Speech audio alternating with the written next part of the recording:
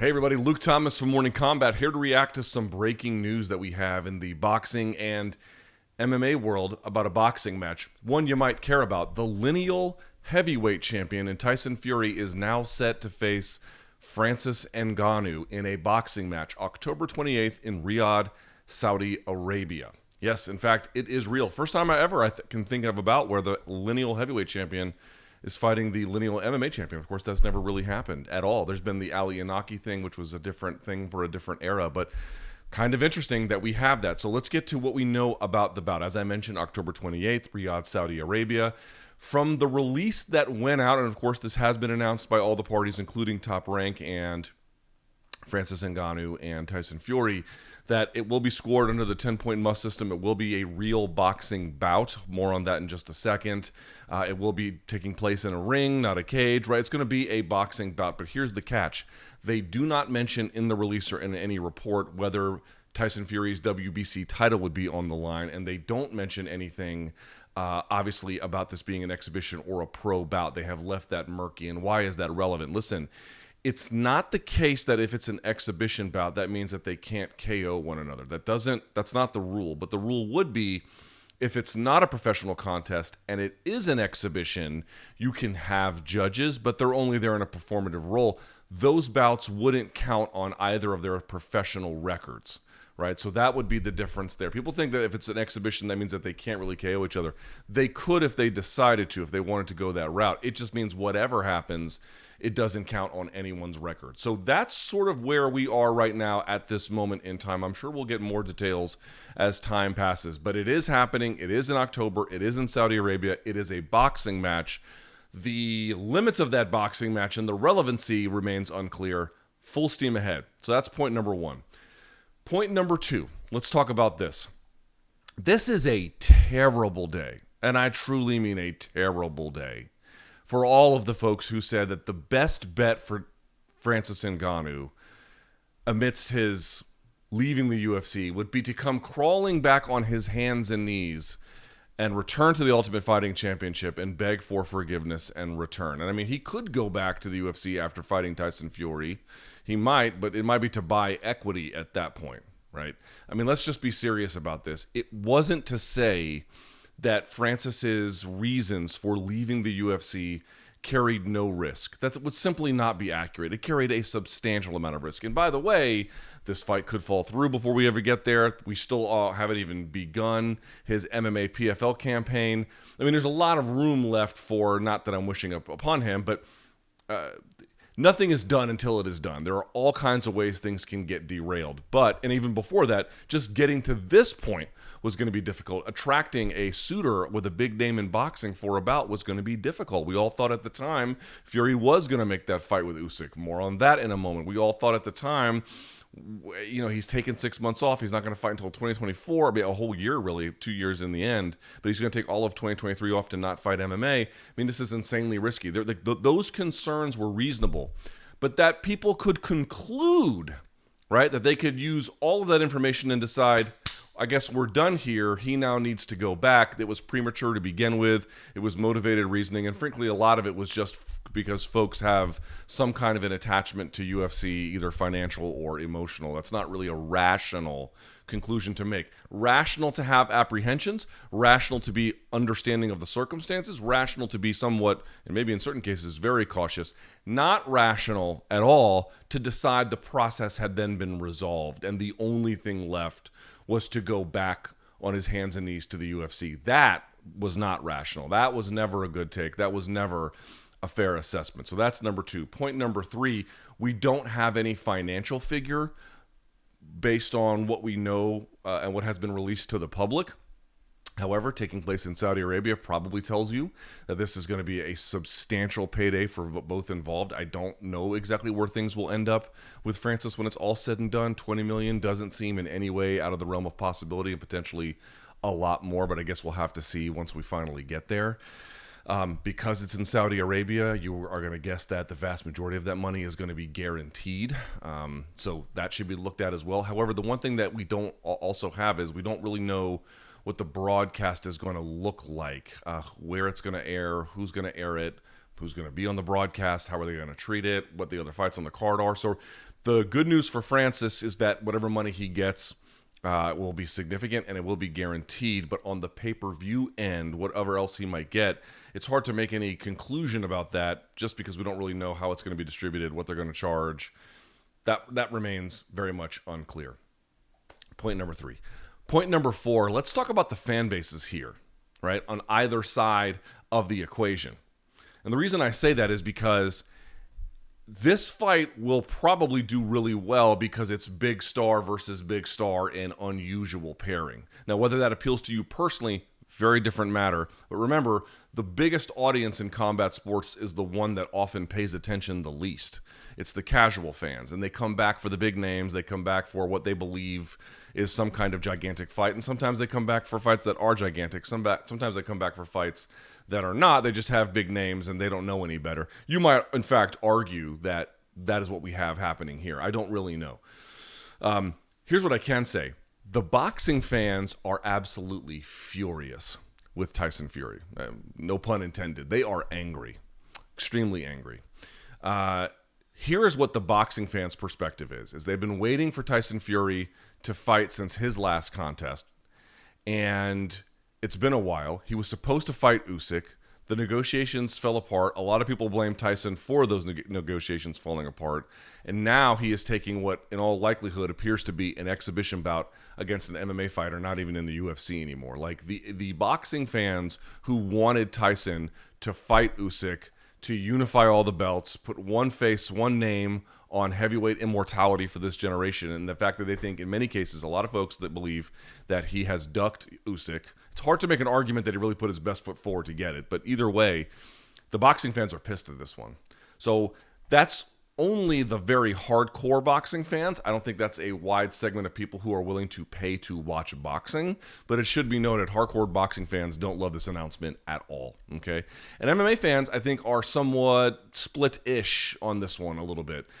There are a lot of folks who are saying, hey, listen, I'm really happy for Francis that he's getting paid. I'm going to watch to support him. This is great. Who knows? He might knock out Tyson Fury. Stranger things have happened. That's kind of one perspective. Another one I've seen is, hey, I also am happy for Tyson Fury. I'm also happy for Francis Ngannou. I apologize. To get paid. And finally, get some serious money that he has been looking for, especially for taking all this risk. However, I don't know how much I love the fight, but I'm happy for Francis. I've seen that, and I've seen people being like, this fight means nothing. It's a joke. Francis sucks, blah, blah, blah. You sort of run the gamut, but the first two was the more common positions I've seen. Listen, there are going to be hardcore fans in either direction who aren't going to love this. There's going to be folks who say, if for boxing fans, again, that Fury is not taking the fight with Usyk, but on the MMA side, they would rather see Francis fighting John Jones. They would rather see Francis fighting Sergey Pavlovich. They would rather see Francis fighting somebody in MMA, maybe even on the PFL side, rather than going and taking a boxing fight he is almost certain to lose.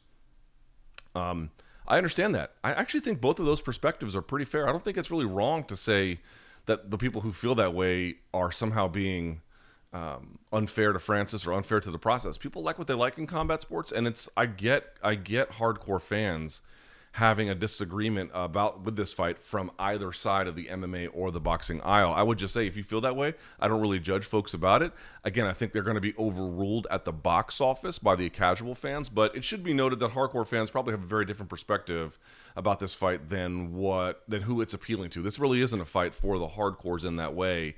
It is if you're like a Francis fan and you want him to do well, but it's not so much for the competitiveness of it or the relevancy of it or the legacy of it. It's really something very different.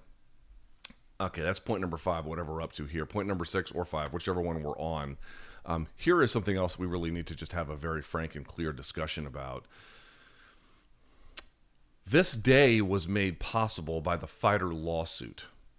You guys hear me on this channel and my own discuss quite frequently how much I dislike the state of MMA news and MMA media and what they really report on. And of course they have reported on this, but it's been mostly like just a handful of guys who have done it. John Nash mostly, Paul Gift is another one, and there's been a handful of others less than that who have really done some active reporting on it. From my perch, I've tried to amplify their work, but I've not done exactly any hardcore work on this one either, if we're just going to be transparent about it. But certainly, you guys hear me talk about what is relevant and what matters, and we do make a point to get incorporated into Morning Kombat.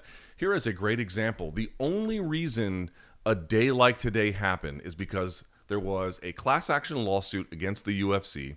The UFC, in the process of this lawsuit moving forward through the court system, eventually decided to introduce into a series of contracts at the time in which Francis Ngannou was signing one, basically a 5-year expiration or sunset clause. In other words, it enabled him by allowing the contract to expire within a semi-reasonable amount of time to then free himself from the contract and then ultimately go and seek services of various promoters or opportunities elsewhere. By the way, those provisions that Francis was able to use to get out, some of them are not altogether gone, but they have been very much weakened. In some cases, they're gone, but in other ones, the overall picture of being able to get out of a UFC contract if you're a champion like Francis, many of those provisions have been weakened. And now, remember, we also know, based on some of the reporting of the gentleman I have aforementioned, that the new contracts that folks sign requires them to not take part in any future class action lawsuits. So they're actually like preventing people from ever getting on board with this in the future. But the only reason that we know about this stuff is because of what reporting was done to make it happen, like from the lawsuit itself. Like, that's why media coverage in MMA, to me, is completely broken. It's all like what some guy tweeted about another guy's mom or something, which is just absolutely meaningless in the grand scheme of things. And what actually is important is the coverage of the business cycle, the coverage of the lawsuit, the coverage of the earnings report, all the things that are kind of boring and don't necessarily draw the clicks, because you actually have to be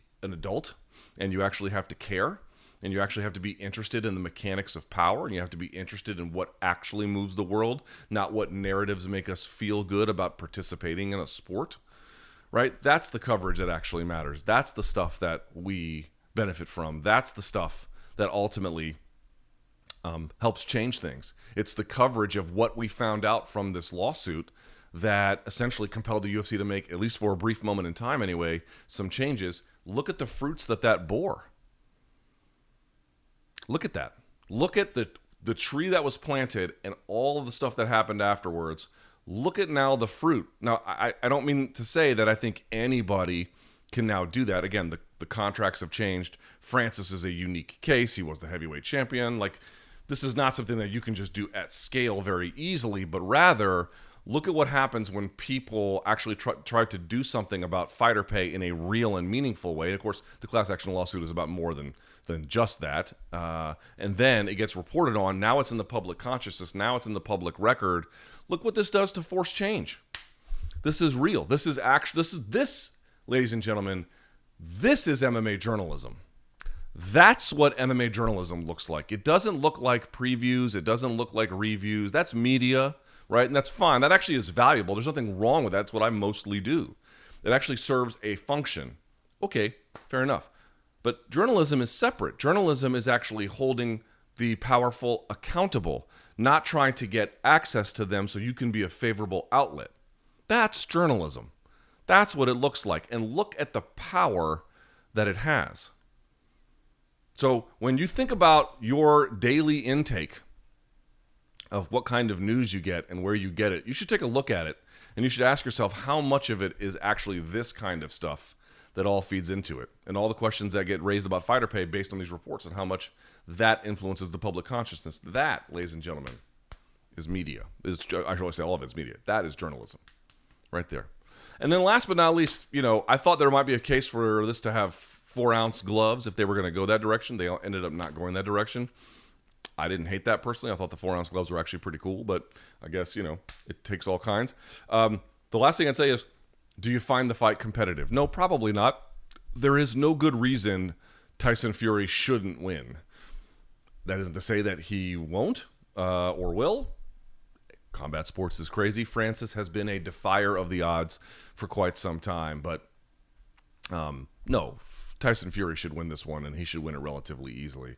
I guess the last thing I'd say, whatever point we're up to, 7 or 8 at this point, is just about the story of Francis Ngannou, more in particular. Let's end there. I mean, really, that's why we're all here talking about it. Francis is one of the most remarkable athletes and humans I've ever covered. You know, to come from a place where he didn't have money for school books, even pencils and papers, working in mines. By the time he was, I think, 10 years old, living on the streets homeless after crossing dangerous terrain and ultimately to get to Northern Africa and then France, building himself up into this contender, beating all of the folks that he did, taking on the most institutional. I mean, the MMA industry is the UFC at this point. There's not much room for any other player. He took on the biggest one, and now on the other side of it, despite all of the other proxies doing what they could to benefit the UFC narrative here, he still came out on top, it looks like. He is just a continuous defier of the odds. He is a continuous author of his own success, and it is remarkable. You just won't see a lot of guys like Francis Ngannou, really, ever. And I know that doesn't make MMA fans who aren't interested in this fight because it's boxing or whatever, it doesn't change their opinion, and I understand that. And if you're a boxing fan and you wanted Tyson Fury to box Alexander Usyk, I get it. I totally get it. I think those criticisms are fair, to be quite honest with you. I totally understand it. But at the same time, you just can't do anything but, if you're a human being, have admiration for the perseverance, the will to succeed, the drive, the fire in his belly, the self-belief of Francis Ngannou. All of us could learn a lesson from him about what it means to believe in yourself and what it means to take risks, but also how and when and why you take those risks and what motivates you to do that, and having the right reasons and the right strategic thinking about it. Man, look what you can do. He is a testament to the power of the human will, and he is a testament to how all of that can carry you to the greatest heights that prize fighting can basically take you. Amazing guy. We'll have more on this on tomorrow's MK. What do you think about the fight? Do you like it? Do you hate it? Are you going to pay for it? Give me your sense of things. Leave a comment below so we can gauge how the fans feel about this. I would love to get a sense. I get there's going to be opinions everywhere. Let us hear yours, okay? We'll talk to you guys on tomorrow's MK, and until then, peace.